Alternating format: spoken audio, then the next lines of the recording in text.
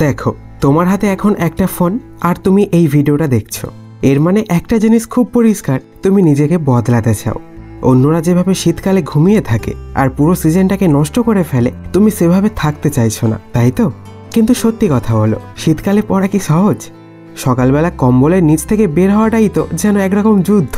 আর পড়ার টেবিলে বসে বই খুললেই মনে হয় দূর আর একটু ঘুমোই, আজ আরেকটু পরে শুরু করব। আর সেই আরেকটু পরেটা কখন যে সন্ধে হয়ে যায় সেটা কেউ বুঝতেই পারে না। এই ভিডিওতে আমি তোমাকে একটা রুটিন তো বলবো, কিন্তু এই রুটিনটা এমনভাবে বলবো যেন তোমার দাদা কিংবা ভাই তোমাকে বোঝাচ্ছে। আমি তোমাকে শক্তি দেব, তোমার ভেতরে এমন আগুন ধরিয়ে দেব যাতে তুমি শীতকালে শুধু পড়বে না, বরং এই শীতটাই তোমার লাইফের টার্নিং পয়েন্ট হয়ে যাবে। তাই দাদা বা ভাই ভেবে কথাগুলো তুমি খুব মন দিয়ে শুনবে, একটাও কথা স্কিপ করবে না, কেমন? ভোরবেলা শীতের কুয়াশা জানালার বাইরে জমে আছে। তুমি একটা সফট কম্বলের নিচে গুটিসুটি মেরে আছো। বাড়ির বাইরে কেউ নেই, রাস্তাও ফাঁকা, চারিদিকে শুধুই নীরবতা। আর ঠিক ওই সময় তোমার ঘড়িতে অ্যালার্ম বেজে ওঠে। এই মুহূর্তটাই কিন্তু তোমার লাইফের সবচেয়ে গুরুত্বপূর্ণ 30 সেকেন্ড। কারণ এই 30 সেকেন্ডে তুমি দুটো জীবন থেকে যে কোনো একটা বেছে নাও। প্রথম, কম্বলের নিচে থাকা আর একটু ঘুমানো আর একটা দিন নষ্ট করা। দ্বিতীয়, নীরব ঠান্ডার ভিতর থেকে উঠে দাঁড়ানো আর নিজের ভবিষ্যৎকে নিজের হাতের মুঠোয় ধরা। বাইরে না ঠান্ডা বেশি থাকে না, কিন্তু ঠান্ডা থাকে তোমার শরীরে আর তোমার মনে। শীতকালের সকাল তোমাকে পরীক্ষা করতে আসে যে তুমি তাকে হারাতে পারবে কিনা। ঘুম ভাঙার পর চোখ খোলা খুব কঠিন, মাথা ঘোরে, যেন মনে হয় আবার ঘুমাই। মাও ডাকছে না, বাবাও ডাকছে না, স্কুলে যাওয়ারও চাপ নেই, কেউ তোমাকে জাগাচ্ছে না। তোমার ইচ্ছা শক্তি তখন শূন্যের কোঠায়। আর এটাই সেই সময় যখন 90% স্টুডেন্ট হেরে যায়। কিন্তু তুমি যদি সত্যিই উঠে দাঁড়াও, তাহলে তোমার পুরো দিনের গতি বদলে যাবে। তাই তুমি উঠে দাঁড়াও, জল ঢালো চোখে মুখে। তখন তোমার শরীর কেঁপে উঠবে, মনে হবে যেন ঠান্ডা কামড় দিচ্ছে তোমার শরীরে। তখনই ঠিক ওই মুহূর্তেই তুমি বুঝবে আজ তুমি নিজের বিরুদ্ধে প্রথম যুদ্ধটা জিতে গেছো। এরপর 10 মিনিট চুপচাপ বসো, একটু নীরবতা, একটু শ্বাস, একটু আত্মবিশ্বাস। তারপর ধীরে ধীরে বইটা খুলবে। এই সময় ফোন একদমই ধরবে না। আর ফেসবুক, ইনস্টাগ্রাম, রিলস এসব এই সময় তোমার সব থেকে বড় শত্রু। বাইরে ঠান্ডা, জানালায় কুয়াশা, কেউ তখনও ঘুম থেকে ওঠেনি। তখন তোমার চোখ আধ খোলা, কিন্তু তবুও মনে রেখো, এই দুর্বল মুহূর্তটাই তোমাকে স্ট্রংগেস্ট ভার্সন বানানোর প্রথম ধাপ। যখন সবাই ঘুমাচ্ছে তখন তুমি পড়ছো। এই অনুভূতিটা পৃথিবীর সবচেয়ে পাওয়ারফুল ফিলিং।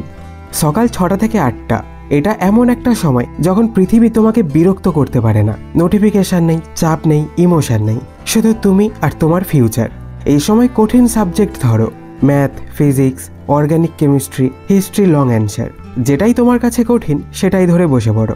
শুরুতে ঝিমো ঝিমো লাগবে, মাথা ভারী, কিন্তু 10 মিনিট পর শরীর গরম হতে শুরু করবে, মাথা খুলবে, তুমি ফ্লোতে ঢুকে যাবে। আর একবার ফ্লো চলে এলে শীত আর তোমাকে থামাতে পারবে না। কারণ ফ্লোতে ঢোকার পর তোমার ব্রেন আলাদা মুডে কাজ করে, যেটাকে বলে ডিপ ফোকাস। শীতকালে অন্যরা ঘুমিয়ে সময় নষ্ট করে, কিন্তু তুমি সেই সময়টাকেই নিজের অস্ত্র বানাবে। এরপর দুপুর, যখন শীত একটু কমে আর তুমি তোমার গতি দ্বিগুণ করতে পারো। দুপুর হলো প্রোডাক্টিভিটির গোল্ডেন আওয়ার। অনেকেই এই সময়ে ফোনে পড়ে থাকে, কেউ খেয়ে উঠে ঘুমিয়ে যায়, আর কেউ ভাবে বিকেলে শুরু করব। কিন্তু তুমি এর থেকে আলাদা।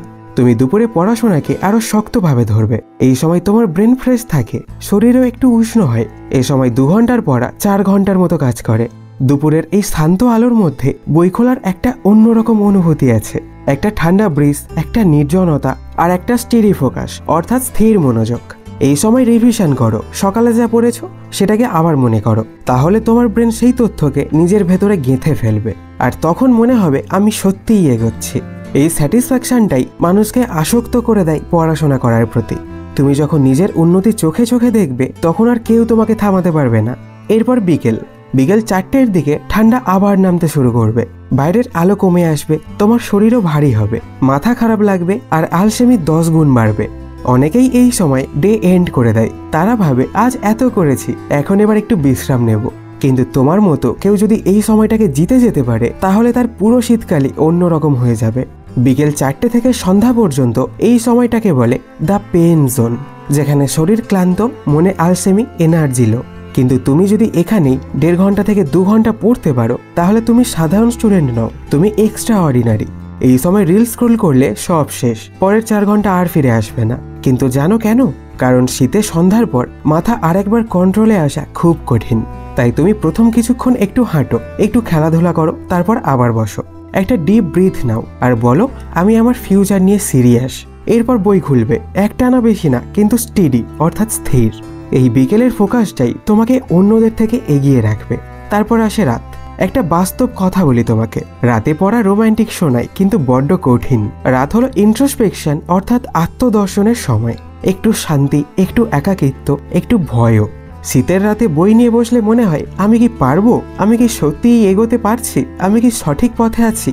হ্যাঁ বন্ধু, তুমি সঠিক পথে আছো। শীতের রাত তোমার ভবিষ্যৎকে পুরো ছেঁকে নেয়। যারা সত্যিকারের ফাইটার্স শুধু তারাই রাতের ঠান্ডা, নিস্তব্ধতা আর চাপকে সহ্য করতে পারে। তুমি রাতের পড়াটা হালকা রাখবে, দিনে যত পড়েছ এখন শুধু সেগুলো রিক্যাপ করবে। বই খুলবে, ভালো করে চোখ রেখে পড়বে, কোনো তাড়া নেই, কোনো স্ট্রেস নেই। এটা তোমার দিনের শেষ স্টেপ, একটা সুন্দর পরিণতি। আর তারপর যখন বই বন্ধ করবে দেখবে তোমার পুরো শরীর হালকা, মন শান্ত, একটা দারুণ স্যাটিসফ্যাকশন। সেদিন তুমি জিতেছো। এবার তোমাকে বলবো শীতকালকে জয় করার মাইন্ডসেট, যেটা তোমাকে আনস্টপেবল করে দেবে। দেখো, শীতকাল এত ভীতিকর না। ভীতিকর হলো তোমার আলসেমি, তোমার ফাঁকা সময়, তোমার প্রোক্রাস্টিনেশন অর্থাৎ ধীরতা। শীত নিজে কাউকে হারাতে পারে না, যে হারে সে নিজের কাছে হারে। সফল মানুষরা শীতকালকে কেন ভালোবাসে জানো? কারণ এই সিজন তাদের বাকিদের থেকে আলাদা করে দেয়। কারণ যখন অন্যরা ঘুমায় তখন তারা কাজ করে, যখন অন্যরা থেমে থাকে তারা তখন মুভ করে, যখন অন্যরা অলস তারা তখন ডিসিপ্লিন ধরে রাখে। তুমি যদি এই শীতটাকে ভালোভাবে ইউজ করতে পারো তাহলে তোমার লাইফের ট্র্যাজেক্টরি অর্থাৎ গতিপথ 100% বদলে যাবে। তুমি অর্ডিনারি থাকবে না, তুমি আলাদা হয়ে উঠবে। এই শীতটা তোমাকে উপহার দিয়েছে নীরবতা, ঠান্ডা, একাগ্রতা, চাপমুক্ত এনভায়রনমেন্ট মানে পরিবেশ। এগুলোকে তুমি যদি ঠিকমতো ইউজ করো তাহলে তোমার ফিউচার ব্রাইটনেসে গ্লো করবে। যেদিন তুমি নিজের ভেতরে এই আগুন জ্বালাতে পারবে সেদিন তুমি আনস্টপেবল হয়ে যাবে। আর মনে রেখো, যদি কেউ তোমাকে বলতে না পারে যে তুমি পারবে, তাহলে আমি বলছি, আমি তোমার পাশে আছি আর তুমি পারবে, তুমি সত্যিই পারবে। শুধু একটাই কাজ করো, এবার কমেন্টে লেখো আমি পারবো, ব্যাস।